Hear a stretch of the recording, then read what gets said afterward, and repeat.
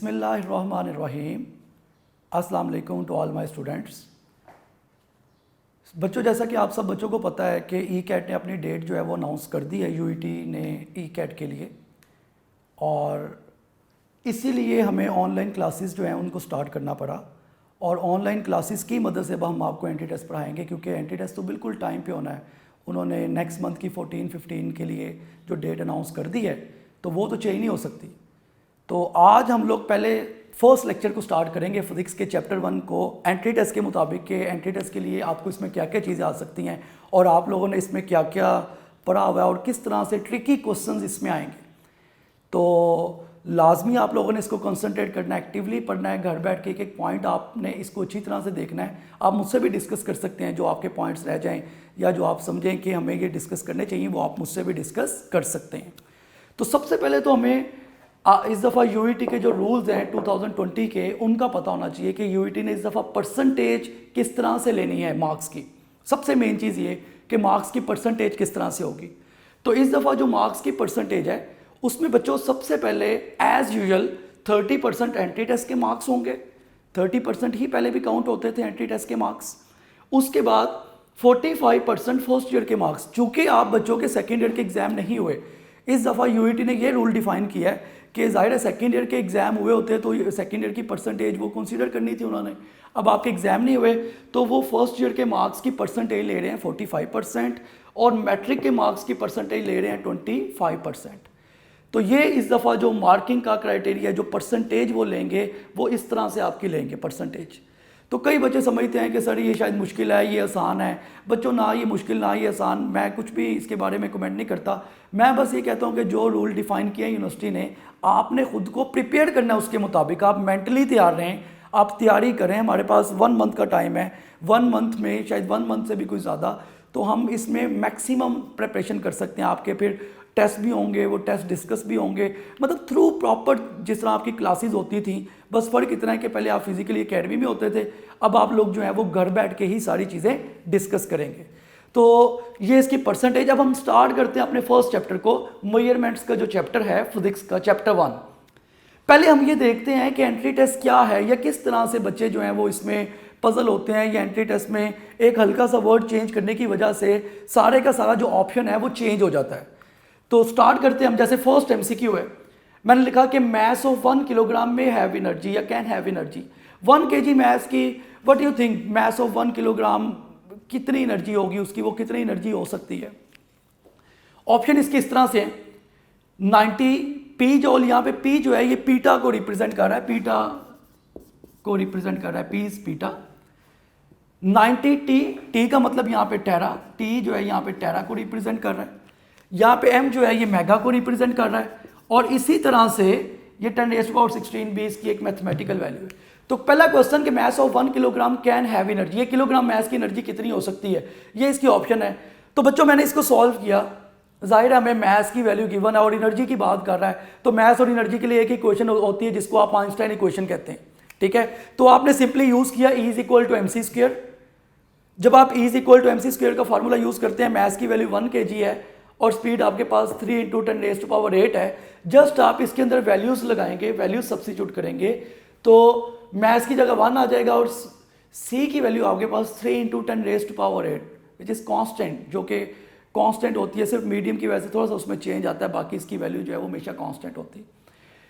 Then you get 9 × 10⁻16, क्योंकि 10⁸ का square करेंगे तो 10⁻16 हो जाएगा। अब देखो अब बच्चे जब ये देखते हैं कि 9 × 10⁻16, तो इसमें से कोई आंसर ही नहीं है। तो बेटे 9 × 10⁻16 को मैं इस तरह भी लिख सकता हूँ, 90 × 10⁻15 लिख सकता हूँ ना, एक 0 इसके साथ लगाऊंगा, 10⁻15 एज इट इज़ आ जाएगा।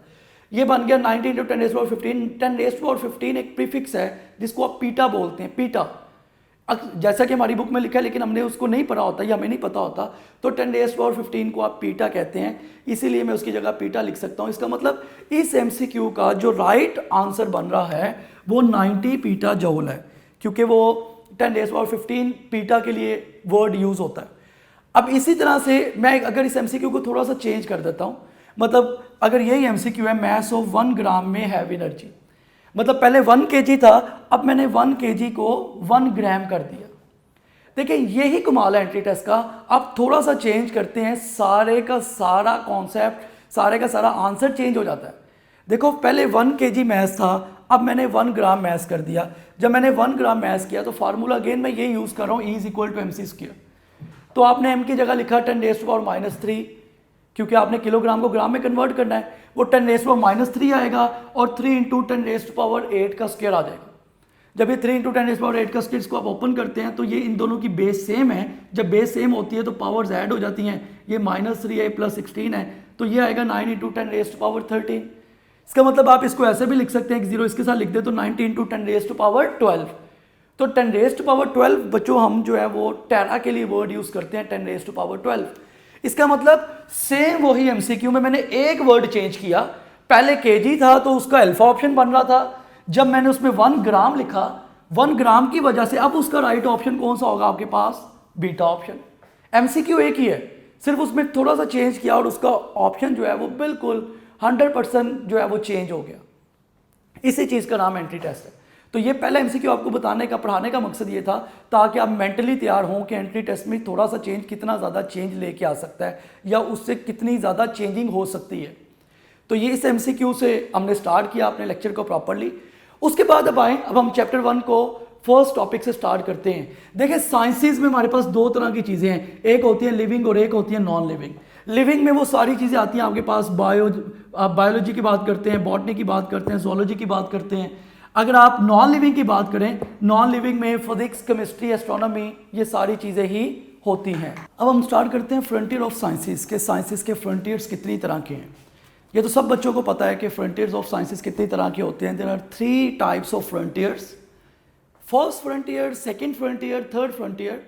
फर्स्ट फ्रंटियर में हम वर्ड यूज़ करते हैं वर्ल्ड ऑफ एक्सट्रीमली लार्ज। जितनी बहुत ज़्यादा लार्ज बॉडीज़ हैं उनके लिए आप यूज़ करेंगे first frontier. World of extremely small, जो बहुत ही स्मॉल पार्टिकल्स हैं, उनको आप सेकंड फ्रंटियर में रखते हैं।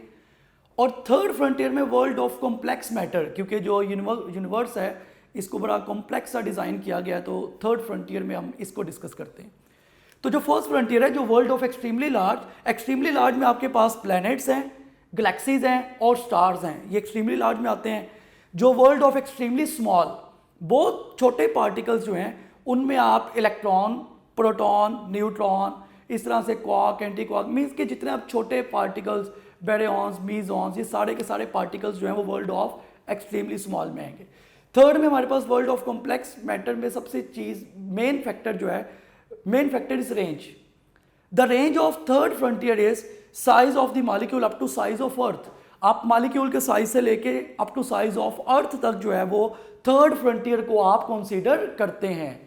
इसी तरह से जैसे एक दफ़ा NTS में क्वेश्चन आया था कि एक जो कार मूव कर रही है, जो मूविंग कार है, मूविंग कार वो फर्स्ट फ्रंटियर में होगी, सेकंड में होगी, थर्ड में होगी। खुद सोचें ज़रा, मूविंग कार जो है वो फर्स्ट में तो नहीं हो सकती, फर्स्ट में तो एक्सट्रीमली लार्ज चीज़ें हैं। इसी तरह से सेकंड में भी नहीं हो सकती, सेकंड में बहुत छोटे पार्टिकल्स हैं। तो सिंपल सी बात है कि अगर आप एक मूविंग कार की बात करते हैं तो moving car definitely third frontier के अंदर ही आएगी। थर्ड फ्रंटियर में इसकी रेंज के मुताबिक थर्ड फ्रंटियर में आती है। उसके बाद मैंने एक MCQ डिस्कस किया कि which of the following is non interdisciplinary area of physics. इस तरह के जो MCQ हैं वैसे तो अब ECAT में बहुत ज़्यादा नहीं आते, लेकिन आपको ये करवाने का पर्पज़ ये है ताकि आप मेंटली तैयार हैं, आपने कोई भी टेबल नहीं छोड़ना। जितना ज़्यादा आप मुश्किल से मुश्किल भी MCQ कर सकते हैं वो आप करें। पास पेपर के MCQs भी मैं आपको करवाऊंगा ताकि पास पेपर के जो MCQs हैं उससे बच्चे जो है ना वो फिर मोटिवेट होते हैं, उन्हें पता होता है कि पास पेपर में क्या क्या चीज़ें आ चुकी हैं और इस दफ़ा क्या एक्सपेक्टेड है कि किस तरह की आएंगी। तो वो उसकी सारी हम प्रैक्टिस करेंगे, एक एक चीज़ आपको मैं करवाऊंगा।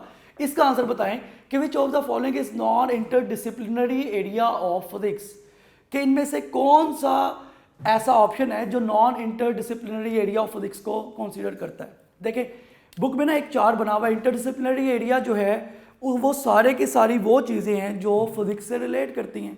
जैसे बुक में एस्ट्रोफिजिक्स का भी लिखा हुआ है, बायोफिजिक्स का भी लिखा हुआ है, केमिकल फिजिक्स का भी लिखा हुआ है।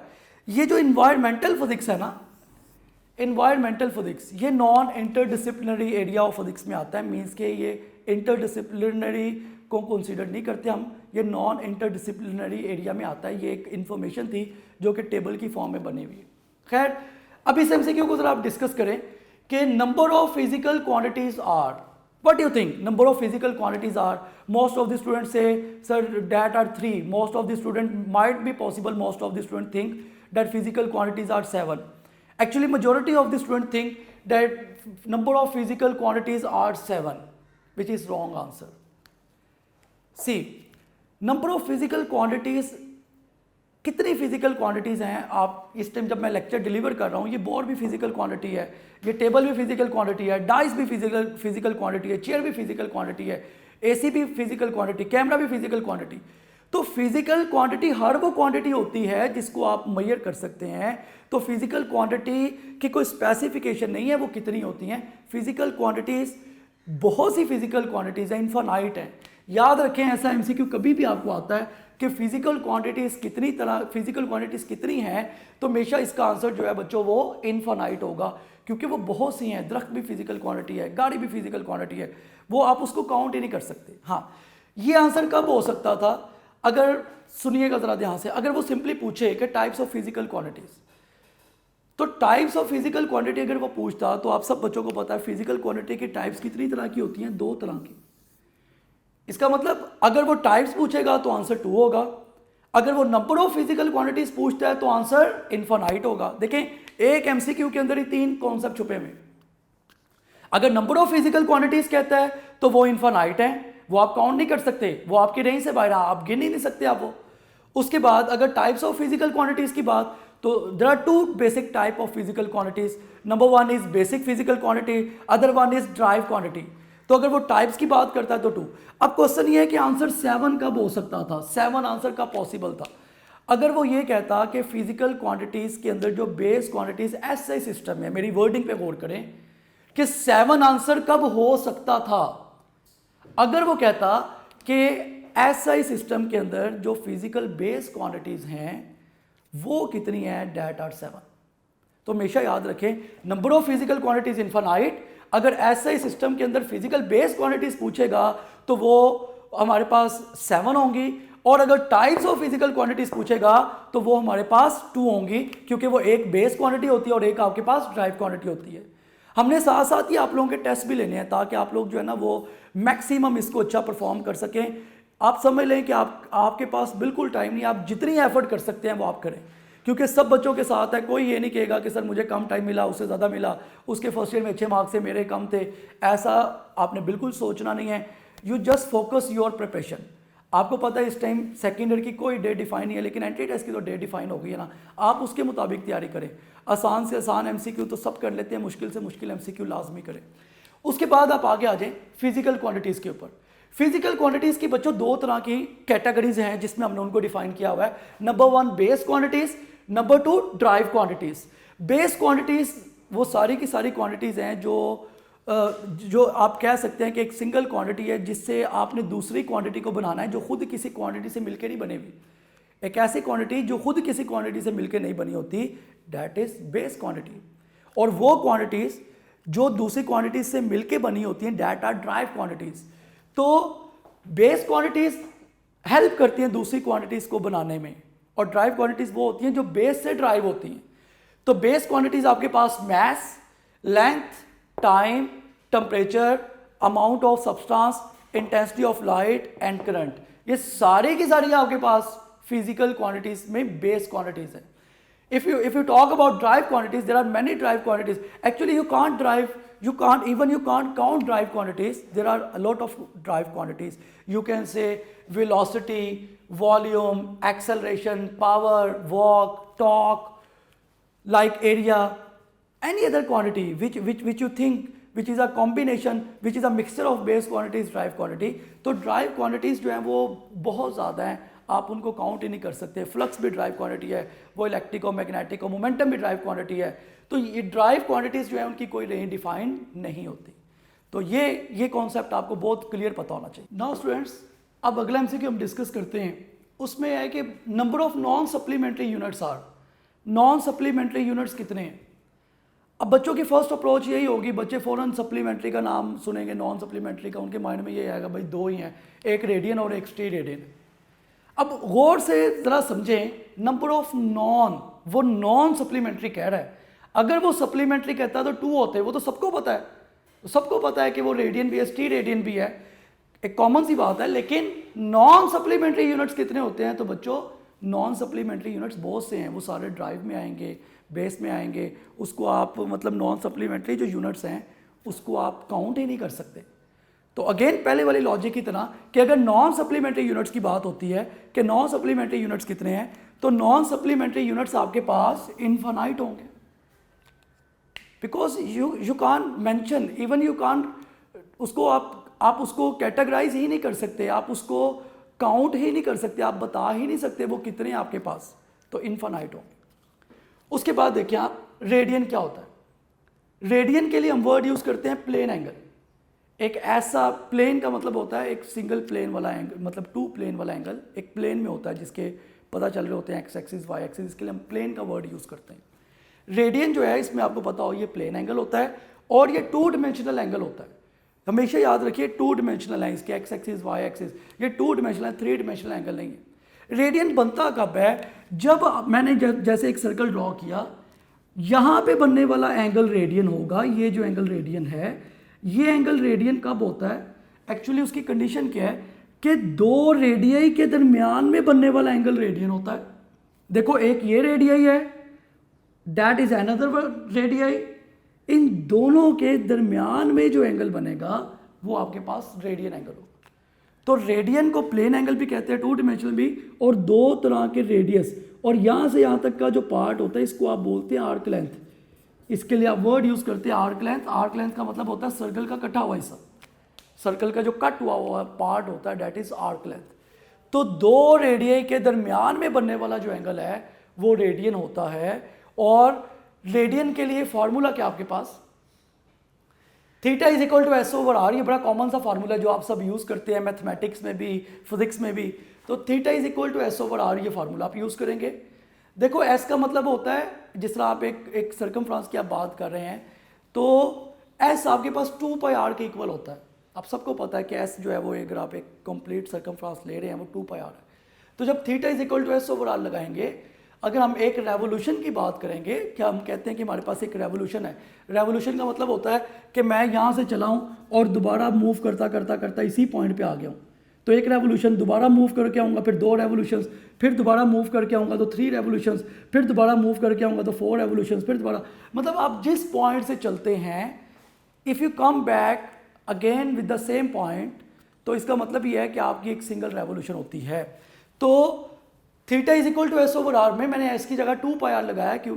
Because we are talking about 1 revolution.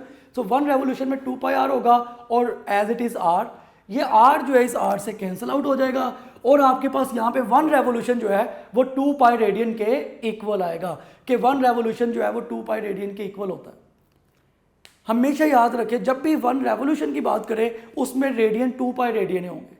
अब आप यहाँ से चेक कर सकते हैं, अगर मैं कहता हूँ कि ये हाफ रेवोल्यूशन होता, तो हाफ रेवोल्यूशन के केस में देखो, अगर 1 रेवोल्यूशन में 2 पाई रेडियन है तो हाफ रेवोल्यूशन में क्या होंगे? Pi radian. जाहिर सी बात है मैं इसको भी 2 पे डिवाइड करूंगा, इसको भी 2 पे डिवाइड करूंगा, तो 1 रेवोल्यूशन अगर 2 पाई रेडियन था तो हाफ रेवोल्यूशन मेरे पास पाई रेडियन के इक्वल होगा। हाफ रेवोल्यूशन की वैल्यू जो है वो पाई रेडियन होगी। उसके बाद आप देखें other angle is t radian, जो दूसरा आपके पास सप्लीमेंट्री एंगल है, that is t radian. T radian angle क्या होता है? देखिए इसके लिए 2 वर्ड हम यूज करते हैं, बड़े कॉमन है, डेट इज सॉलिड एंगल। इसको हम सॉलिड एंगल बोलते हैं, सॉलिड एंगल होता है। देखिए हमने इसको सॉलिड एंगल नहीं कहा, इसको हम सॉलिड एंगल कह रहे हैं। उसके बाद ये 3 डिमेंशनल होता है। 3 डिमेंशनल ये ऐसे ही समझ लें जैसे आपके पास एक कोन है, जैसे आप कोई मैकडॉनल्ड्स या कोई और आप एक कोन खाते हैं, वो कोन के सेंटर में बनने वाला एंगल टी रेडियन होता है, ये याद रखिएगा। कोन के सेंटर में बनने वाला एंगल टी रेडियन होता है। उसकी कंडीशन क्या है ये सुन लें। वो टी रेडियन एंगल कब होगा? देखो बच्चों, ये वाला हिस्सा भी रेडियन आर, ये वाला भी हिस्सा radius r, not radian, radius. ये वाला हिस्सा भी रेडियस, ये वाला पार्ट भी रेडियस। इन दोनों का प्रोडक्ट जब आप लोगे वो आर स्क्वायर आएगा।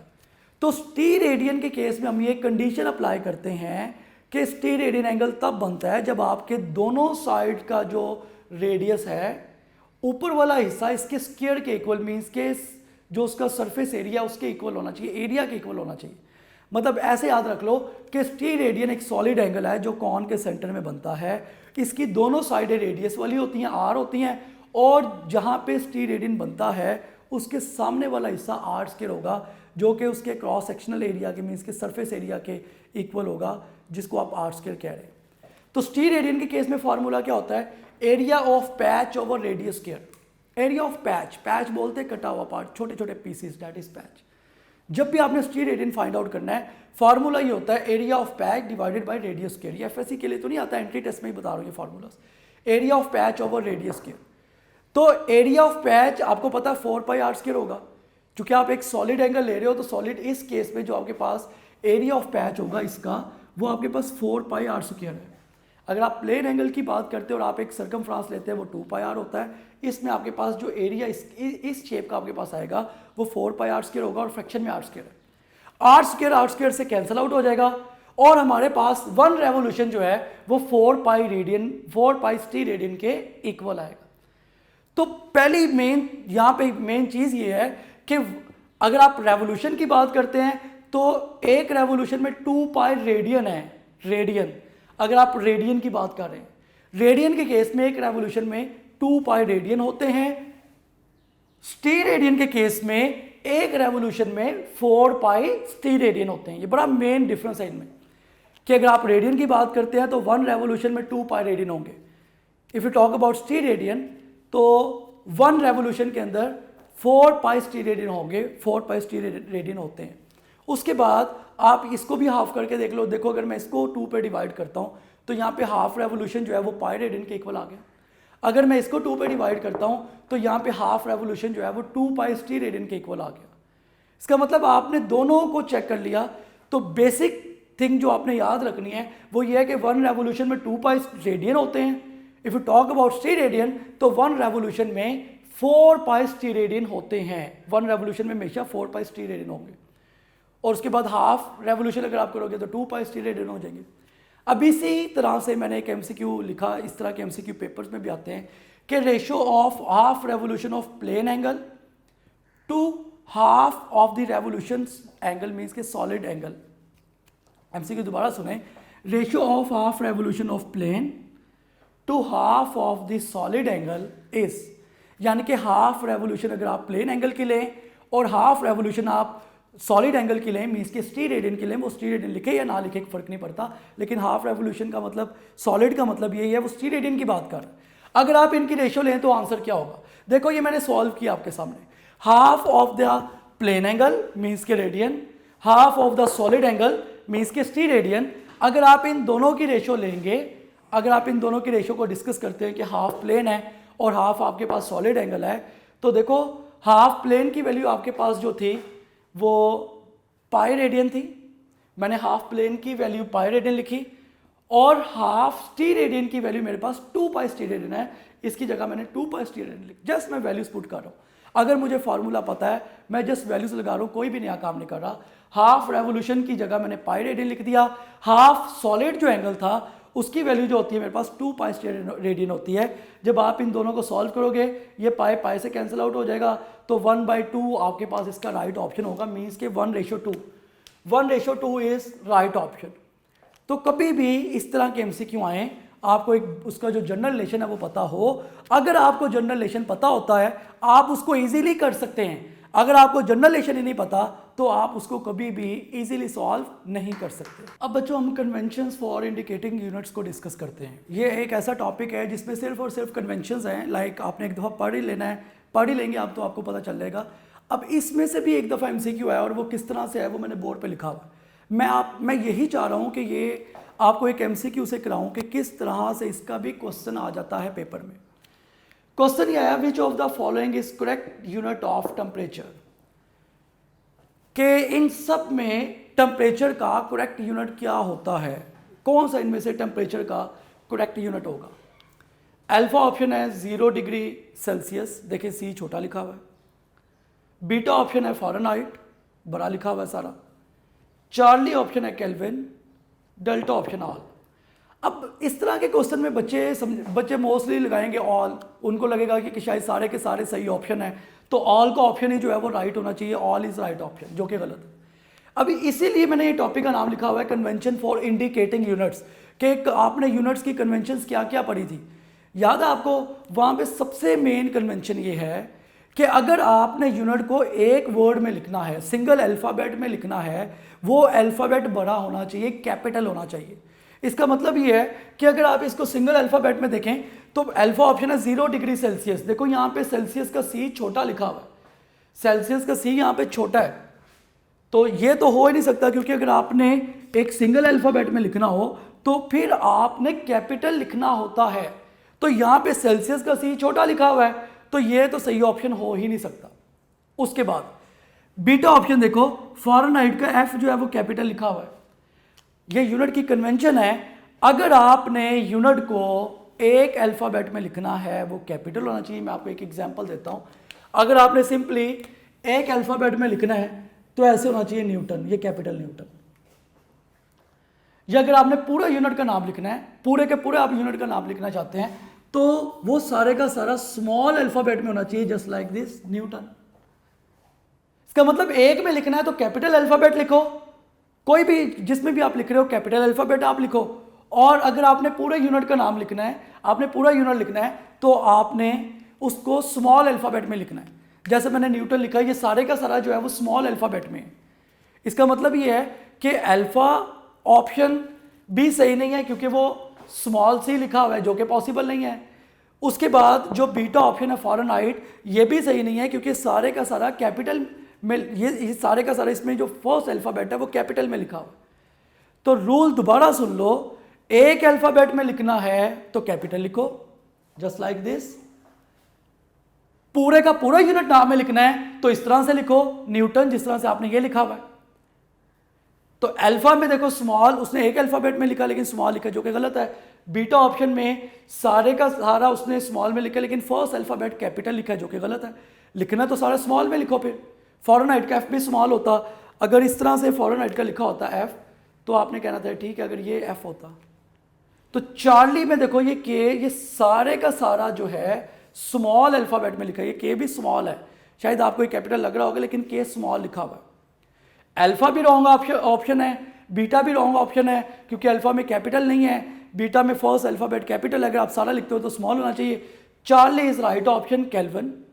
तो इस तरह के एमसीक्यू को आपने इस तरह से जज करना होता है कि इसका राइट ऑप्शन क्या होगा। बाकी कन्वेंशंस आप लोगों ने पढ़ी हुई हैं कि अगर हमारे पास दो डिफरेंट यूनिट हैं, एक न्यूटन है और एक मीटर है सपोज, तो इनके दरमियान में आपने इनको स्पेस दे के लिखना है, मतलब इस तरह से आपने इनको लिखना है। ये आप सबको पता है कि अगर एक बेस एक ड्राइव यूनिट है तो उनके दरमियान में स्पेस आनी चाहिए या नहीं आनी चाहिए, बुक का रूल है ये। उसके बाद माइक्रो फैरेड, मतलब कभी ऐसा नहीं लिखना कि माइक्रो फैरेड, ये गलत है। माइक्रो का मतलब होता है 10⁻⁻⁶, अगला माइक्रो भी उसका मतलब है 10⁻⁻⁶, तो 10⁻⁻⁶ और 10⁻⁻⁶ ये बनता है 10⁻⁻12। तो 10⁻⁻12 का मतलब होता है पीको। आप डायरेक्ट पीको यूज़ करें, कभी भी आपने ब्रेक ऐसे नहीं करना कि मिली इंटू मिली या मिली फैरेड, ऐसे नहीं करना। तो मिली लिखने की बजाय आप माइक्रो का वर्ड यूज़ करें, क्योंकि मिली का मतलब होता है 10⁻⁻3, अगले मिली का भी मतलब है 10⁻⁻3, तो 10⁻³ और 10⁻³ ये मिलकर 10⁻⁻6 बना देगा। तो ये भी कन्वेंशंस के रूल्स आपको पता होने चाहिए। बस एक दफ़ा इसको रूल्स को पढ़ लीजिएगा कि उसमें क्या क्या चीज़ें हैं या आपने क्या क्या किस तरह से उसको आपने डिस्कस करना है, वो एक दफ़ा आप जस्ट देख लेंगे तो वो आपको आ जाएगा। उसके बाद देखें, नेक्स्ट है एरर्स एंड अनसर्टेनिटीज़, कि एरर्स और अनसर्टेनिटीज़ क्या होती हैं, या एरर्स और अनसर्टेनिटीज़ में क्या क्या आता है। देखिए एरर या अनसर्टेनिटीज़ में नेग्लिजेंस और इनएक्सपीरियंस पर्सन, कि अगर एक पर्सन जो है वो इनएक्सपीरियंस है, उसको आइडिया नहीं है, तजर्बा नहीं है उसे, तो ज़ाहिर सी बात है यहाँ पे एरर आएगा। इसी तरह से इनअप्रोप्रिएट मेथड ऑफ रीडिंग, अगर एक शख्स जो है वो उसको रीडिंग ही लेनी नहीं आती, वो रीडिंग जानता ही नहीं है प्रैक्टिकल कैसे करना है, तो तब भी वहाँ पे प्रॉब्लम होगी। उसके बाद फॉल्टी ऑपरेटर्स, अगर एक ऑपरेटर्स ही सही नहीं है तो जाहिर सी बात है वहाँ पे भी प्रॉब्लम होगी, वहाँ पे भी आप जो आपकी रीडिंग है वो एक्यूरेट नहीं आएगी।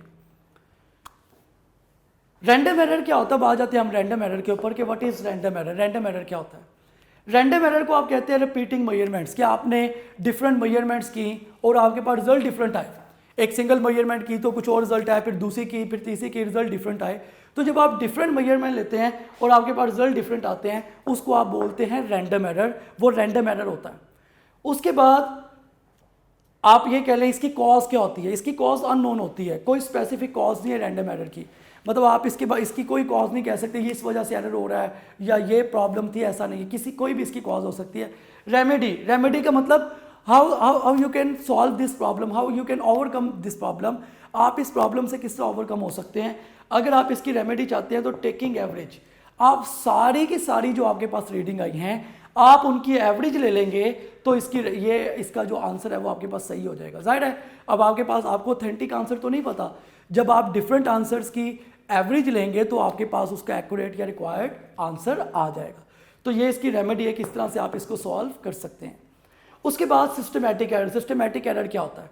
सिस्टमैटिक एरर को दो तरह से दो उसमें चीज़ें हमने इंक्लूड की हुई हैं। You can say systematic error is instrumental error, आप इंस्ट्रूमेंटल एरर भी कहते हैं कि इंस्ट्रूमेंट की गलती की वजह से है कि वो इंस्ट्रूमेंट ही सही नहीं था। दूसरा आप कहते हैं पर्सनल एरर, कि वो एरर जो है ना वो पर्सन की प्रॉब्लम थी, मीन्स के पर्सन को ही सही रीडिंग नहीं लेनी आ रही थी, इसलिए आप उसको पर्सनल एरर भी कहते हैं। तो दो तरह की प्रॉब्लम से होता है, इंस्ट्रूमेंटल एरर भी कहते हैं और आप इसको पर्सनल एरर भी कहते हैं। कॉज इसकी क्या है कि किस वजह से ही होता है? नंबर वन, इसकी कॉज जो है वो इंस्ट्रूमेंट है या इनएक्सपीरियंस पर्सन है। जाहिर सी बात है पहले ये दो एरर से ओवरऑल, एक रैंडम एरर और एक सिस्टमैटिक एरर, और तीसरा भी एक होता था पर्सनल एरर, अभी इन्होंने कंबाइन करके दो एरर बना दिए। एक्चुअली इंस्ट्रूमेंटल जो सिस्टमैटिक एरर है इसमें दो एरर्स हैं, ये समझ लें, एक इंस्ट्रूमेंटल एरर भी है और एक आपके पास कौन से वाला है, पर्सनल एरर भी है, मतलब इसमें दोनों एरर्स आते हैं। इसकी कॉज मैंने आपको बता दी कि या तो इंस्ट्रूमेंटल एरर है या इनएक्सपीरियंस पर्सन है। अब इसका रेमेडी क्या होगी, इसको आप कैसे दूर कर सकते हैं? जाहिर है पहले जो आपके पास इंस्ट्रूमेंट है वो सही नहीं है, आप उसको किसी एक्यूरेट इंस्ट्रूमेंट के साथ कंपेयर कर लें, आपको पता चल जाएगा कि मेरा आंसर सही आ रहा है या नहीं आ रहा। तो मेन चीज़ तो ये है कि आप उसको कंपेयर कर लें, उससे आपको पता चल जाता है ये इसका। और दूसरा ये है कि जो पर्सन गलती कर रहा है तो उसका कोई हल नहीं है, आप उसको समझा ही सकते हैं, पर्सन को उसको तरीका बता सकते हैं, उसको मार तो नहीं सकते आप। तो पर्सनल एरर जो है वो डिपेंड करता है पर्सन के ऊपर कि वो सही होना चाह रहा है कि नहीं, अदरवाइज उसका कोई सोल्यूशन नहीं है। इंस्ट्रूमेंटल एरर में ये है कि आप इसको कंपेयर कर लेंगे तो इसका आंसर आ जाएगा। तो ये जो टॉपिक था, ये एरर्स वाला टॉपिक हमने डिस्कस किया, कन्वेंशंस और एरर्स। उसके बाद सबसे मेन टॉपिक इस पूरे चैप्टर में, मेन टॉपिक में से एक टॉपिक सिग्निफिकेंट फिगर है और डायमेंशंस है। मेन टॉपिक्स हैं ये जो अब हम डिस्कस करने लगे। सिग्निफिकेंट फिगर्स क्या होते हैं, या सिग्निफिकेंट फिगर में मैंने अक्सर देखा है ई कैट में, फंगैट में, यूईटी का जब टेस्ट होता है या नस का जो टेस्ट होता है उसमें ये सिग्निफिकेंट फिगर या डायमेंशंस वाले टॉपिक जो है इनको बहुत पसंद किया जाता है, इनको बहुत प्रेफरेंस दी जाती है। तो आपको बहुत अच्छा आना चाहिए डायमेंशंस वाला टॉपिक। अब सिग्निफिकेंट फिगर्स के accurately non full digit plus first doubtful digit. कोई भी आपने एक रीडिंग ली, उसमें जितने एक्यूरेटली नॉन फुल डिजिट हैं, जाहिर एक्यूरेटली तो हमें पता होगा ना कि भाई ये रीडिंग फिक्स है, ये तो चेंज नहीं हो रही है, तो आंसर एज इट इज आता जा रहा है, इसमें कोई प्रॉब्लम नहीं हो रही। तो accurately non full digit plus first doubtful digit, जो पहला डाउटफुल डिजिट है जिस पे आपको डाउट है, मतलब मैं एग्जांपल आपको देता हूं, एक ही एक्सपेरिमेंट को 3 डिफरेंट स्टूडेंट्स ने किया, एक ही एक्सपेरिमेंट को, एक का आंसर आया 12.54, एक का आया 12.56, एक का आया 12.57। एक एक्सपेरिमेंट को 3 स्टूडेंट्स ने किया और डिफरेंट रीडिंग आई। अब देखो इन सब में 12.5 इसमें भी आ रहा है, 12.5 इसमें भी आ रहा है, 12.5 इसमें भी आ रहा है। ये एक्यूरेटली नॉन फुल डिजिट हैं, जो कि कंफर्म है, जो पक्के हैं, जो कि आ ही रहे हैं उसमें, मतलब जिसकी वैल्यू परफेक्ट है। इसका मतलब ये है कि एक्यूरेटली नॉन फुल डिजिट है ये 12.5। और इशू किसके अंदर आ रहा है, इसमें लास्ट में 4 आ रहा है, इसमें 6 आ रहा है, इसमें 7 आ रहा है। तो इसी को ही तो सिग्निफिकेंट फिगर कहते हैं, जो कि एक्यूरेटली नॉन फुल डिजिट्स भी हो और एक डाउटफुल डिजिट, जो एक सिंगल डाउटफुल डिजिट होता है, उसके लिए आप वर्ड यूज करते हैं सिग्निफिकेंट फिगर्स। तो किसी भी एक्सपेरिमेंट में जो एक्यूरेटली नॉन फुल डिजिट हैं और जो फर्स्ट डाउटफुल डिजिट हैं, दैट आर सिग्निफिकेंट फिगर्स, उसको आप सिग्निफिकेंट फिगर्स कहते हैं। और उसकी मैंने आपको एग्जांपल दे दी। अब हम इसके रूल्स की तरफ चलेंगे। सो बच्चों, अब हम रूल्स डिस्कस करते हैं कि सिग्निफिकेंट फिगर के रूल्स कौन कौन से हैं, या किस किस तरह से आप सिग्निफिकेंट फिगर्स को फाइंड आउट कर सकते हैं। अब रूल्स इसके कौन कौन से हैं सिग्निफिकेंट फिगर्स के, आप ये देखें सबसे पहला सबसे ज़्यादा जो इशू है ना इसमें वो ज़ीरो का है। वैसे तो आपको पता है जितनी नॉन ज़ीरो वैल्यूज़ हैं, जो भी सारी की सारी आपके पास नॉन ज़ीरो वैल्यूज़ हैं 1 2 3 4 5 6 अप टू ऑनवर्ड, ये सारी की सारी वैल्यू जो है वो सिग्निफिकेंट है। जितनी भी नॉन ज़ीरो वैल्यूज़ हैं वो सब सिग्निफिकेंट फिगर्स होती हैं, उसका पार्ट होती हैं। जितनी भी नॉन ज़ीरो वैल्यूज़ हैं वो 1 से लें 2 से स्टार्ट करें, कोई भी non zero value significant figure है। अगर हम ज़ीरो की बात करते हैं, ज़ीरो लेफ्ट साइड पे भी हो सकता है और ज़ाहिर है राइट साइड पे भी हो सकता है। दो ही केसेस हैं, या ज़ीरो लेफ्ट साइड पे होगा या राइट साइड पे होगा। हमेशा याद रखो बच्चों कि लेफ्ट साइड के जो ज़ीरो हैं ये सिग्निफिकेंट फिगर का पार्ट नहीं होते, इसलिए मैंने लिखा नॉट सिग्निफिकेंट फिगर। जितने भी लेफ्ट साइड जीरोज हैं वो सिग्निफिकेंट फिगर का पार्ट नहीं होंगे, हो ही नहीं सकता वो सिग्निफिकेंट फिगर हो। जैसे मैंने लिखा 0000734.5, भाई ये 3 जीरो जो हैं वो सिग्निफिकेंट का पार्ट नहीं है, ये तीनों सिग्निफिकेंट का हिस्सा नहीं है। मुझे पता है यहाँ पे कितने आएंगे 1 2 3 एंड 4, तो इस केस में सिग्निफिकेंट फिगर कितने होंगे 4 होंगे। तो इस केस में सिग्निफिकेंट फिगर जो है वो आपके पास 4 है, 4 सिग्निफिकेंट फिगर होंगे। अगर हम राइट साइड के जीरोस की बात करते हैं तो पहला पॉइंट जो हमने डिस्कस किया वो ये था कि सारे नॉन जीरो वैल्यूज जो हैं वो सिग्निफिकेंट फिगर्स हैं। लेफ्ट साइड के जीरो जो हैं वो सिग्निफिकेंट फिगर का हिस्सा नहीं होते। जो राइट साइड के जीरो हैं वो सिग्निफिकेंट फिगर का पार्ट हो भी सकते हैं और नहीं भी हो सकते। बड़ी मेन चीज़ है कि राइट साइड वाले जीरो सिग्निफिकेंट फिगर का हिस्सा हो भी सकते हैं, सिग्निफिकेंट का पार्ट हो भी सकते हैं और नहीं भी हो सकते। कैसे, वो देखते हैं। अगर तो राइट साइड पे 0 डेसिमल के बाद है, मतलब सपोज कर लो अगर ऐसे लिखा हुआ है 12.04 या इस तरह से, डेसिमल के बाद अगर 0 है और बाद में कंप्लीट वैल्यू भी आ रही है, अगर आप कभी भी डेसिमल की बात करेंगे तो 0 सिग्निफिकेंट फिगर का पार्ट होगा। जैसे मैंने लिखा 12.05, इस केस में सिग्निफिकेंट फिगर कितने हैं 4। तो जब आप डेसिमल की बात करते हैं, डेसिमल के केस में सिग्निफिकेंट फिगर उसका 0 जो है वो सिग्निफिकेंट फिगर का पार्ट होता है। तो 3 पॉइंट हमने अभी तक डिस्कस किए। पहला हमने डिस्कस किया कि लेफ्ट साइड 0 वो सिग्निफिकेंट का पार्ट नहीं होते, जितने नॉन जीरो वैल्यूज हैं वो सिग्निफिकेंट फिगर होते हैं। राइट साइड के 0 सिग्निफिकेंट हो भी सकते हैं और नहीं भी हो सकते। राइट साइड में अगर डेसिमल की हम बात करते हैं तो वो सिग्निफिकेंट का पार्ट होते हैं, वो सिग्निफिकेंट फिगर्स होते हैं। अगर हम इंटीजर की बात करते हैं, जैसे हमारे पास मैथ्स है 8000 kg, ये मैथ्स की वैल्यू 8000 kg और हम कहते हैं लीस्ट काउंट है हमारे पास 1 ग्राम। इस केस में सिग्निफिकेंट फिगर जो है वो आपके लीस्ट काउंट पर डिपेंड कर रहे होते हैं। ये बड़ी मेन चीज़ है, मैं दोबारा रिपीट कर रहा हूँ। सारे नॉन जीरो डिजिट सिग्निफिकेंट हैं, उसके बाद जो लेफ्ट साइड जीरोज है वो सिग्निफिकेंट नहीं है, डेसिमल वाला 0 सिग्निफिकेंट में कंसीडर होता है। और अगर हम इंटीजर की बात करते हैं, जैसे मैथ्स 8000 kg है और मुझे चेक करना है इसमें सिग्निफिकेंट फिगर कितने हैं, वो मुझे बताएगा कि लीस्ट काउंट 1 kg। अगर लीस्ट काउंट 1 kg है, अगर तो लीस्ट काउंट 1 kg है तो उस केस में सिग्निफिकेंट फिगर देखें 1 kg लीस्ट काउंट है तो 1 2 3 4 सिग्निफिकेंट फिगर्स होंगे। तो याद रखें इंटीजर के केस में सिग्निफिकेंट फिगर हमेशा डिपेंड करेंगे लीस्ट काउंट के ऊपर। अगर लीस्ट काउंट का हमें पता है तो हम सिग्निफिकेंट फिगर का बता सकते हैं, अदरवाइज हम सिग्निफिकेंट फिगर का बता नहीं सकते, पॉसिबल ही नहीं। तो अगर 8000 kg वैल्यू थी और कहा गया लीस्ट काउंट 1 kg है तो सिग्निफिकेंट फिगर 4 होंगे, 1 2 3 4। अगर आपके पास लीस्ट काउंट जो है वो 10 kg है, पहले 1 kg था तो सिग्निफिकेंट फिगर 4 थे, अब लीस्ट काउंट 10 kg है तो 10 kg का मतलब आपके पास सिग्निफिकेंट फिगर 1 2 3 रह जाएंगे।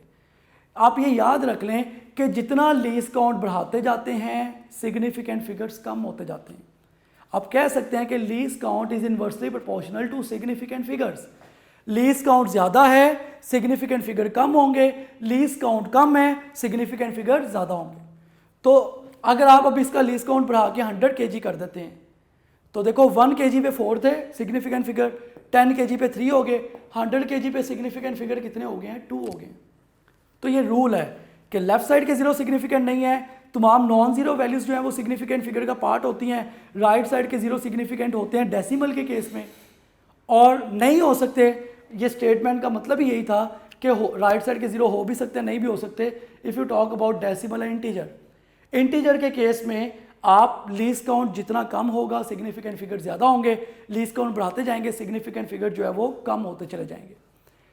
उसके बाद इवन एंड ऑड, ये ना राउंड ऑफ भी नहीं करना आता कई बच्चों को, फिर हम इसके बाद इसके एमसीक्यू करते हैं। राउंड ऑफ का तरीका क्या है? देखिए, अगर आपने राउंड ऑफ करना है, जैसे सपोज ये आपको एक रीडिंग दी गई है, वो कहता है इसको 3 डिजिट्स तक, ये आपके पास एक रीडिंग है, इस रीडिंग को वो कह रहा है कि 3 डिजिट्स तक आप राउंड ऑफ करें, 3 डिजिट्स तक। अगर आपने 3 डिजिट्स तक राउंड ऑफ करना है, तरीका क्या है? पहली बात तो ये है कि देखो 0.7 के बाद लिखा हुआ 5, अब ये 4 डिजिट्स हैं, हमने इसको 3 डिजिट्स बनाने और राउंड ऑफ करना है। देखो लास्ट में पहला रूल तो ये है, अगर लास्ट वाली वैल्यू 5 से बड़ी हो, सपोज वो 6 है, वो 7 है, वो 8 है, वो 9 है, वो कुछ भी है, अगर लास्ट वाली वैल्यू 5 से ज़्यादा होगी, अगर आप कहते हैं कि लास्ट वाली वैल्यू 5 से ज़्यादा है, तो आपने प्रीवियस वैल्यू में 1 ऐड कर देना है। ये रूल है मैथमेटिक्स में भी, फिजिक्स में भी, सब बच्चों को पता होता है कि अगर लास्ट वाली वैल्यू 5 से बड़ी है तो आपने प्रीवियस वैल्यू में 1 ऐड कर देना है। ये मुझे समझाने की ज़रूरत नहीं, आप सब बच्चों को ये पता है, आपको ऑलरेडी पता है कैसा है। बट अगर लास्ट वैल्यू ही आपके पास 5 है, अगर हम कहते हैं कि लास्ट वैल्यू मेरे पास 5 है, तो अगर लास्ट वैल्यू 5 है तो प्रीवियस डिजिट में आप 1 डिजिट ऐड कर भी सकते हैं और नहीं भी कर सकते, ये रूल है। अगर लास्ट, सुने ध्यान से, अगर लास्ट वैल्यू 5 है तो आप प्रीवियस वैल्यू के अंदर 1 डिजिट ऐड करेंगे। वो कब करेंगे? अगर प्रीवियस वैल्यू ऑड होगी। दोबारा सुन लें, अगर वैल्यू 5 से बड़ी है तो आपने फिर तो ऐड करना ही करना है, वो तो सवाल ही पैदा नहीं होता कि आप ऐड ना करें। अगर लास्ट वाली वैल्यू 5 है, 5 से बड़ी है, तो आपने फिर ऐड करना ही करना है। लेकिन अगर लास्ट वैल्यू 5 है, अगर लास्ट वैल्यू 5 है तो आप प्रीवियस वैल्यू में ऐड कर भी सकते हैं और नहीं भी कर सकते। किस तरह पता चलता है? जैसे देखो बेटे, यहाँ पे 5 है, अब मुझे पता मैंने राउंड ऑफ करना है 3 तक, प्रीवियस वैल्यू इसकी कितनी है? 7, तो प्रीवियस वैल्यू देखो ऑड है और लास्ट में 5 आ रहा है। अगर 5 से पीछे ऑड वैल्यू होगी तो हमेशा आप ऐड करेंगे, 1 डिजिट को आप ऐड करेंगे। जैसे 43.75 था, इसको मैंने बना दिया 43.8, क्योंकि मुझे पता है 5 आ रहा है लास्ट में, प्रीवियसली एक ऐड किया तो ये 8 बन गया। इसी तरह से ये लिखा है 56.8546, अब मैंने इसको राउंड ऑफ करना है, मुझे पता है लास्ट में 6 है, 6 5 से बड़ी वैल्यू है, ये खत्म होगी, पीछे एक ऐड हो गई होगा, प्रीवियसली एक ऐड होगा, इसका मतलब ये बन जाएगा यहाँ पे 5 आ जाएगा। जब यहाँ पे 5 आएगा तो देखो अब ये वैल्यू आपके पास ऐसे आ गई 56.855। अब मुझे पता है 5 को मैंने, क्योंकि इसको 3 डिजिट्स तक राउंड ऑफ करना है, अभी तो मेरे पास 1 2 3 4 5 डिजिट्स हैं। अब देखो लास्ट में 5 आ रहा है, 5 को मैं ख़त्म करूंगा और पीछे भी 5 है, मीन्स की ऑड है। अगर लास्ट में ऑड और पीछे भी ऑड है, इसमें एक ऐड कर दोगे, जब ऐड करोगे बन जाएगा 56.86। अब मजीद इसको आपने राउंड ऑफ करना है, तो मुझे पता है लास्ट में अगर 6 आ रहा है, मैं इसको मजीद राउंड ऑफ करना है मैंने 3 डिजिट्स तक। 6 क्योंकि 5 से बड़ी वैल्यू है, ये एज इट इज़ ही ख़त्म हो जाएगा। जब ये एज इट इज़ ही ख़त्म होगा तो पीछे 8 लिखा हुआ है, तो 8 को आप क्या बना देंगे? 9। इसी वजह से मैंने डायरेक्ट इसका आंसर लिखा था 56.9, कि अगर आप इसको 3 डिजिट्स तक राउंड ऑफ करते हैं तो ये इसका आंसर 56.9 आता है। उसके बाद अब देखो 73.650 ये लिखा हुआ है, इसको आपने राउंड ऑफ करना है 3 डिजिट्स तक। आप किस तरह करेंगे? देखो लास्ट में 0 है, 0 की तो कोई इंपॉर्टेंस नहीं होती है, तो राउंड ऑफ ऐसे ही हो जाएगा। उसके बाद बचा 5। अब मैंने कहा था 5 जब होगा आप ऐड कर भी सकते हैं और नहीं भी कर सकते। 5 के बाद प्रीवियस वैल्यू जो है वो इसकी 6 है, मीन्स कि वो इवन है। चूंकि 5 से पीछे वैल्यू 6 लिखी हुई है, यही एक वजह है कि 5 से पीछे 6 वैल्यू थी, तो लाजमी आप इसमें एक ऐड कर देंगे। आप ऐड करते अगर ये ऑड होता, चूंकि 5 लिखा है और 5 से पीछे वैल्यू जो है वो इवन है, तो आप इवन के केस में वैल्यू को ऐड नहीं करते, इसीलिए आंसर आपके पास 73.6 एज इट इज आ जाएगा। तो याद रखो कि अगर लास्ट में 5 है तो प्रीवियस वैल्यू में एक ऐड होता है। वो ऐड कब होता है? अगर वो वैल्यू ऑड हो। ऐड कब नहीं होता? अगर वो वैल्यू इवन हो। इवन के केस में आप डिस्कार्ड कर देते, उसको ऐड नहीं करते। अब आते हैं हम क्वालिटी एमसीक्यूज की तरफ। ये मैंने 2 क्वालिटी एमसीक्यूज लिखे हैं बोर्ड पे, जिससे मैं चेक करना चाहता हूं कि क्या आपको सिग्निफिकेंट फिगर का आइडिया हो गया कि सिग्निफिकेंट फिगर हम कैसे निकालते हैं।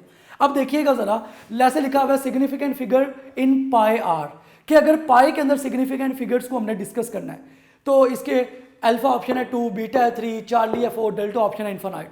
भाई जाहिर सी बात है, कई लोग पाई को समझते हैं। देखें, पाई का मतलब होता है 22/7। जब आप सॉल्व करते हैं तो इसका आंसर आता है 3.1444, ये चलती रहती है वैल्यू। तो शायद बहुत से बच्चे ये सुनते कहें कि सिग्निफिकेंट फिगर पाई में 3 होते हैं, जो कि गलत है। वो देखो पाई की वैल्यू चलती रहती है आगे, 3.14 आगे चलती रहेगी, डॉट डॉट डॉट आगे चलती जा रही है। अगर आप कैलकुलेटर पे भी लिखेंगे 22 डिवाइडेड बाई 7 तो उसका कोई आंसर नहीं आएगा, वो स्क्रीन फिल हो जाएगी, वो आंसर कोई नहीं आएगा। तो सिग्निफिकेंट फिगर इन पाए वो कितने होते हैं, तो याद रखें, क्योंकि ये सॉल्व ही नहीं हो पा इसका आंसर ही खत्म नहीं होता, तो आप बोलते हैं इन्फानाइट, कि पाए के अंदर जो सिग्निफिकेंट फिगर्स हैं वो हमेशा इन्फानाइट होते हैं, उसकी कोई रेंज नहीं होती, वो ख़त्म ही नहीं होते। उसके बाद एक मैंने और नीचे एमसीक्यू लिखा हुआ है कि अगर कई दफ़ा इस तरह मुश्किल एमसीक्यू भी आ जाता है, वो एक आपको वैल्यू रीडिंग दे देता है बहुत कॉम्प्लेक्स ही, और वो कहता है कि बताएं इसके अंदर सिग्निफिकेंट फिगर कितने होंगे। जैसे ये कॉम्प्लेक्स एक रीडिंग आपके सामने आ गई, अब आप बच्चों ने बताना इसमें सिग्निफिकेंट फिगर कितने होंगे। तो देखो इस तरह से तो बच्चे कभी भी नहीं बता पाएंगे देख के। इसका आसान बहुत ज़्यादा जो इजी मेथड है वो क्या है, वो ज़रा आप देखें। मतलब आप सबको ही आता है, कोई इतना चिकू काम नहीं है, इतना मुश्किल ये प्रोग्राम नहीं है, ये इजीली आप इसको जो है ना वो देख सकते हैं।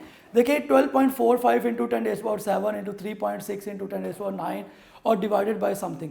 पहली बात तो ये कि जितनी भी 10 की पावर होती है, जो एक्सपोनेंट होते हैं,